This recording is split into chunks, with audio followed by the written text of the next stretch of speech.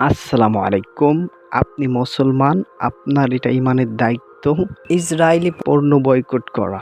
আর এটি হচ্ছে ইসরায়েলি জনপ্রিয় ফাইবার অ্যাকাউন্ট, যেটি ফ্রিল্যান্সাররা রয়েছে। এই ফ্রিল্যান্সিং জগৎটা হচ্ছে স্ক্যাম, দুর্নীতি এবং টাকা হাতিয়ে নেওয়ার একটা বড় প্রচলন বিজনেস। এখান থেকে মানুষ হচ্ছে প্রতারিত। আর এই বয়কট করাটা আপনার জন্য খুবই গুরুত্বপূর্ণ।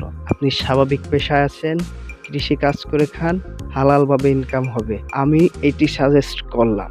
কারণ এইখান থেকে কাজ পাওয়ার যে মার্কেট প্লেসগুলা সবই ইহুদিদের দালাল এবং ইহুদিদের কোম্পানি। আশা করি যদি আপনি মুসলমান হন, এই ভিডিওটি দেখে আপনার একটু হলেও অনুশোচনা হবে। কারণ আপনি ফিলিস্তিনে যাইতে পারতেছেন না। আপনি এখান থেকে তীব্র নিন্দা এবং বয়কট গুলা করুন, যাতে ওদের অর্থ সম্পদ ধ্বংসর পথে যেতে পারে এবং ওরা ক্ষতিগ্রস্ত এই দিক থেকে হতে পারে। আশা করি আপনি মুসলমান হিসেবে এই জিনিসটা দেখবেন এবং এটি আপনি আরো মানুষকে দেখার সুযোগ করে দিবেন এবং আপনার মতামতটি জানাবেন। এটি কোনো ধরনের নিজের অহংকারের থেকে না, এটি নিজের প্রতিবাদ থেকে বলতেছি যে এটি আপনার করা উচিত। আমি বলি যে ভাই, মুসলমান সকলে এখন ইনশাল্লাহ ওদের আর্থিক দিক থেকে হলেও আমরা ধ্বংস করতে পারবো। আমরা তো সেই মুসলমান যারা সময়ের যেখানে ফ্রি দেওয়ার কথা সেখানে সবকিছুর দাম আরো বেশি রাখে। একটা ফিলিস্তিনের পতাকা যখন 10 টাকায় পাওয়া যায়, তো এখন বাঙালি সেটাকে 300 থেকে 400 টাকা পর্যন্ত বেচতেছে।